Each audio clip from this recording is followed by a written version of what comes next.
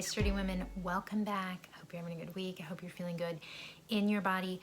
Today, I want to talk about the pill. I want to talk about birth control, specifically hormonal birth control, and what it did or didn't do to me on my lipedema journey. I took hormonal birth control, oral contraceptives for about 10 years and was really scared and confused when I thought about going off of it a couple years ago. I couldn't find a lot of good information online, really just felt lost. So today I want to share my experience with you. I'm not a doctor, I'm not a nutritionist, but maybe just hearing my experience will be helpful if you're going through this kind of decision. I'm also going to share a couple resources and things that women with a BMI that's anything but normal should know about birth control.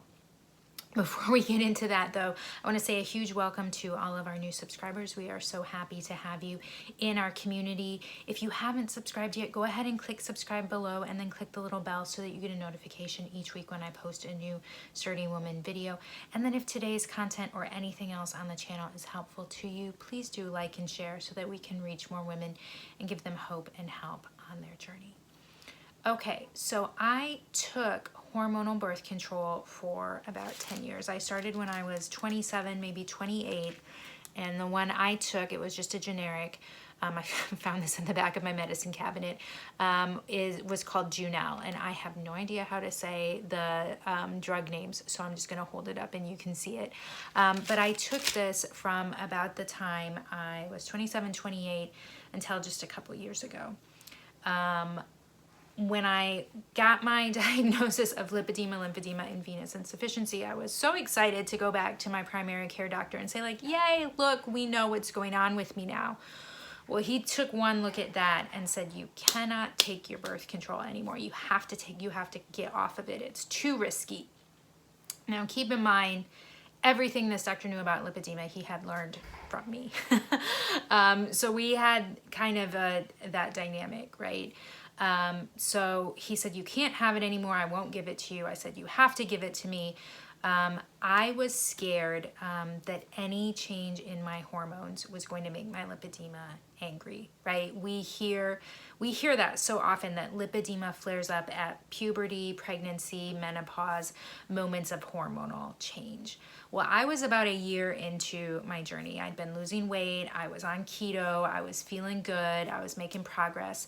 I was afraid that going off my birth control would be enough of a change for my body that it would just like freak out again. And I said, I can't risk it. Like, I beg you, you can't do this to me. He gave me 2 months. We agreed. He said, I'll give you 2 months. I'll give it to you for 2 more months. And then you have to come back and we're going to talk about this again. In those 2 months, I went and talked to a lipedema aware nutritionist and asked her what advice, if any, she had. I'm going to share below in the description 2 articles that she shared with me about the importance of having a natural cycle, how the cycle that you have on birth control is not the true cycle that your body needs to produce hormones, to have all of these other processes happen. It was really interesting and helpful to me. Again, please work with your doctor, your care team. Your situation, your body is unique. But I'm going to share those articles below in case it's helpful information for you. I know I was very frustrated when I did go back to my doctor. I mean, the sorts of information that we were able to find were like people's blogs and really anecdotal stuff. It was just really hard to find anything concrete. So I went ahead and I made the decision to go off my birth control. I stopped taking it about 2 years ago. And nothing happened. I continued to lose weight. My symptoms did not flare up. And I felt good. Those of you who have taken birth control, you know it like changes how you feel. I felt like myself again when I finally came off my birth control, and so that was really like an added bonus and benefit to it. I will say that same doctor pushed me. He said you either need to get an IUD or you need to go get your tubes tied. I did not do either of those things. I looked in a lot. At the time, I was reading a lot of the Facebook groups on lipedema.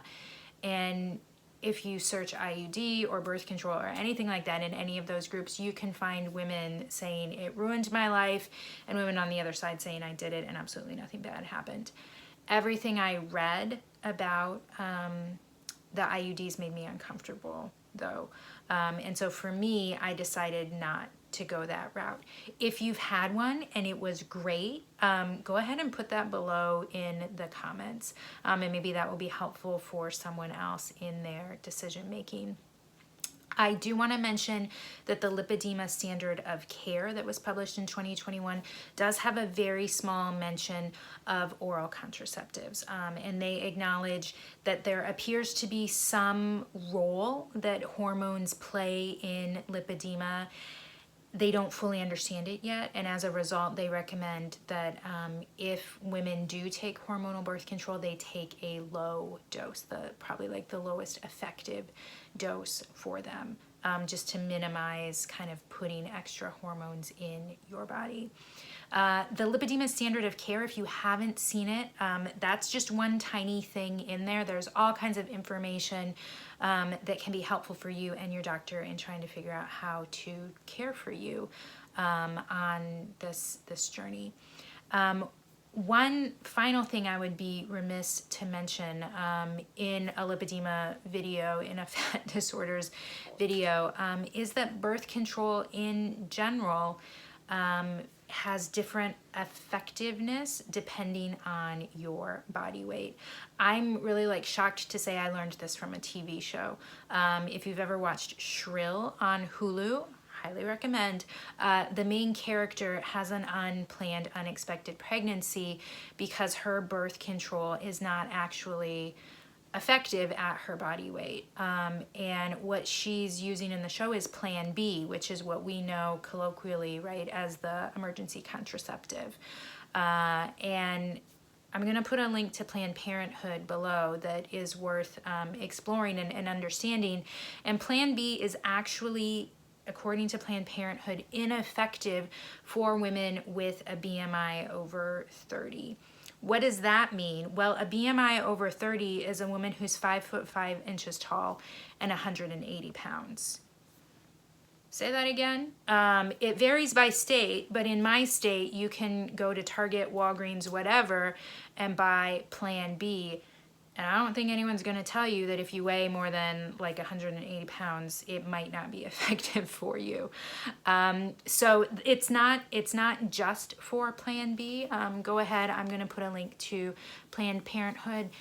If you are in that stage of life like I am, please do take some time to inform yourself about what are the best options for you at your body size. It's so unfortunate, but our doctors and pharmacists and others may or may not properly inform us about the effectiveness of different things depending on our body size. Okay, I have a feeling like this topic is going to generate a lot of different discussion. When I was at FDRS, there was a lot of hallway chatter during the conference about birth control and hormones and what we did and didn't know about it. So I have a feeling you've had a lot of different experiences, tried a lot of different things. Please go ahead and put those, if you're comfortable, in the comments below so that we can learn from each other and your experience might help someone else on their decision making. For more about me, my journey, what has helped me with my lipedema and lymphedema, you can head over to sturdywoman.com. I've got more information for you there. You can also shoot me an email if you have private questions. I would love to hear from you. That's it. I'll see you next week. Bye.